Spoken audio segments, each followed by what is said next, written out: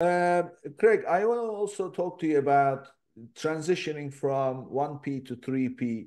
What are some uh, other adjustments that you had to make, specifically about managing numbers? What were you tracking before, and what was it that you had to start tracking?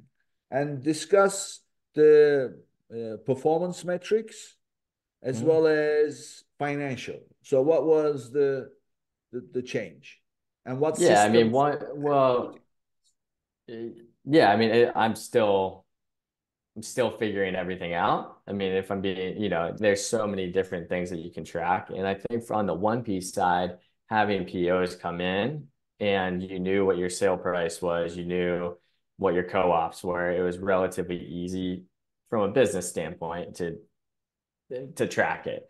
Where I think 3P, I had background in 3P already before I transitioned, as you know, but there's so many other line items on the P&L, and Amazon constantly changing fees and things like that, where I mean everybody's been through it. There's during COVID, it was like 5% increases. Now they're doing inbound fees, outbound fees, all sorts of fees that we have to track, which it gets complicated. There's softwares out there that help with it.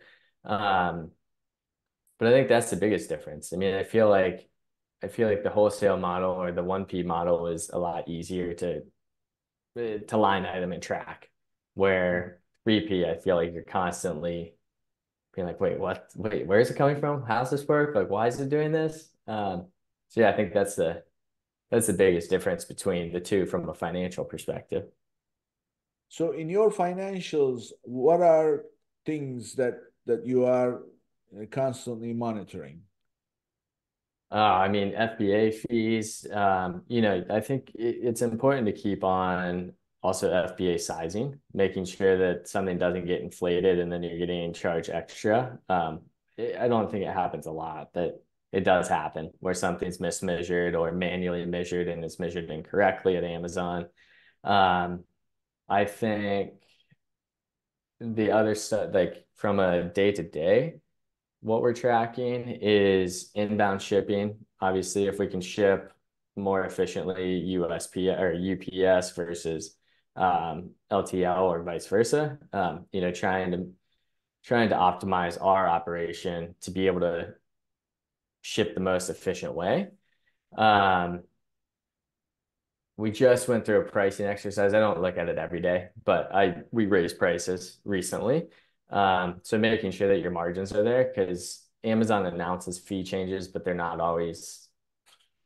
hard to track. So just make sure they're on there. I'm trying to think fee wise, what else storage fees. I mean, it's not a huge issue for us because we moved through, but I know people with make sure you don't have long-term storage fees because those can add up pretty quickly. With Amazon's new regulations on storage, they're going to get really expensive on both ends. Like if you don't have the 8 weeks of inventory, and then if you go over, I want to say that it's like 90 days or 120 that it starts kicking in now. Um, but yeah, I mean, there's so many nuances, and it's like if you don't pay attention to some or all of it, like it can get away from you pretty quickly. Yeah. So, I mean, tracking it is already hard in the sense that it's not always taking a snapshot and looking at it, but looking at it over time, right? So, Yeah. which indicates that you have to store the data somewhere, and then you have to look at it over time. The other thing is it's the organizing the data, because Amazon settlement report comes in. That's what you are working with. That's your source. Okay.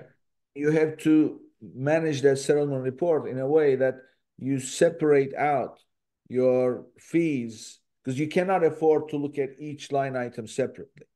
You have Right. to group some of them. So what I like to do always is bundle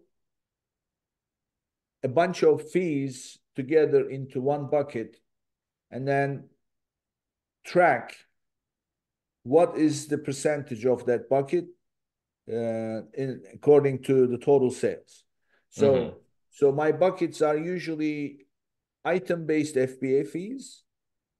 This is what you would normally check. What is the FBA fee to ship? Yeah. I put them in a separate bucket in the accounting. They sit separately. And what is that percentage compared to total sale? And then another bucket is the Amazon commission, because by the Hmm. time you have the returns and the refunds, and that can be complicated, it's not always straightforward. So that's another bucket. Another bucket is storage. I'd like to keep an eye on it separately. Hmm. And another bucket is reimbursements. Yeah. And that one's hard. I mean, I use a third party that tracks reimbursements for me, but Well, no, I mean in the accounting, because they come oh, in the back yeah, because they come back. Got it. as Yeah. revenue. So all these things in the accounting, so reimbursements. And the last one is everything else. You know, uh, clawback fee, processing fee, FBA inbound fee, removal order fee, and all those bits and pieces. I bundle them all into one. So there's 5 line items. But there is a sixth one that is the most important one to give it perspective. And you know what that is? It's the promotions and discounts. Because the Yeah. sales, I post them as gross sales. And because most people just post the net after the Hmm. discount. And then suddenly, all those line items as percentage of your top line doesn't mean anything because it's Right. changing all. So that is something that I'm finding, and what you end up seeing is alarming because people keep giving these discounts, and now they have these brand tailored promotions. Have you checked those? Yeah, we've used them. I mean, obviously you discount, but they're performing relatively well. But to your point, like you have to discount. Well, you have to discount, but they combine. So Right. one of my clients ended up giving 50% discount. Oh, geez. Yeah, So, we've used they them. We don't use them consistently, but you're right. Yeah, they do combine and yeah. So it's important to know, because when something goes wrong, what you want to be able to do is, okay, where was the problem? And if you are looking at these compounded amounts, then you're not going to know. But when you break it down like that, it seems to help identify. And generally, the problem is with the promotions because they eat into the sale. hmm. And if you don't see them separately, you don't really know what is the impact of those promotions. Yeah, I think that's a good point.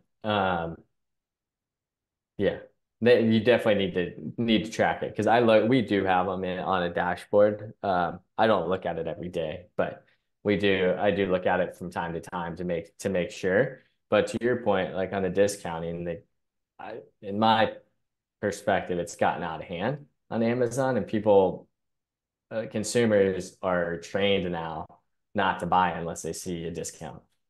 Yeah, yeah. I mean, they have those clip coupons that didn't used to be the case, and they have promotions that require a coupon. And my favorite is we had one of those promotions running, but the client forgot to check the box, not to display it on the product page. So Yeah, it was like an exclusive discount with a promotion code, and then as yet it was being displayed. And the other one is with those promotions, you have to cap the maximum quantity that they can purchase. right. Yeah, Yes. yeah, exactly. I mean, there's so many nuances. We could get so deep and go into every facet of Amazon, but Yeah.